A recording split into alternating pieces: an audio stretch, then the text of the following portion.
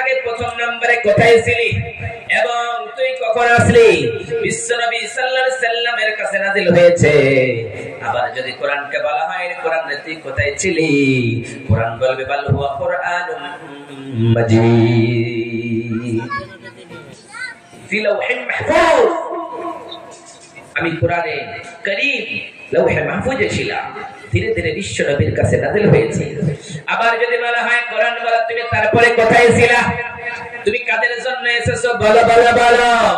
তুমি কি মানুষের জন্য এসেছো না জিনের উপরে এসেছো? না, তুমি নিষ্ঠুর কাফেরদের উপরে নাযিল হয়েছো। তুমি কাদের জন্য? হেদায়েতের জন্য এসেছো বলো বলো। কোরআন বলবে হুদাল্লিল মুত্তাকিন, আমি মুত্তাকিনদের জন্য নাযিল হয়েছি। আবার যদি বলা হয় কোরআন তুমি কিসের জন্য এসেছো, কোরআন বলবে লিতুখরিজান নাস মিনাজ যুলুমাতি ইলান নূর। কোরআনকে যদি বলা হয় কোরআন তুই কিসের জন্য আলিম, কোরআন বলবে আমি মানুষেরা অন্ধকারে থাকবে, মানুষেরা রাহাজানি করবে, মানুষেরা জিনা করবে, অন্যায় কাজ করবে।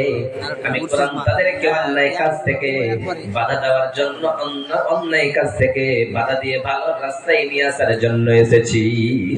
মানুষেরা অন্যায় কাজ করে করে নিজের জীবনটা শেষ করবে, আমি কোরআন খুলে দেখবে সমস্ত জিনিসগুলি কোরআনের ভিতরে রয়েছে, তখন মানুষগুলি সে অন্যায় কাজ থেকে বেরিয়ে আসবে। ওই জন্য আমি কোরআন নাযিল হয়েছি।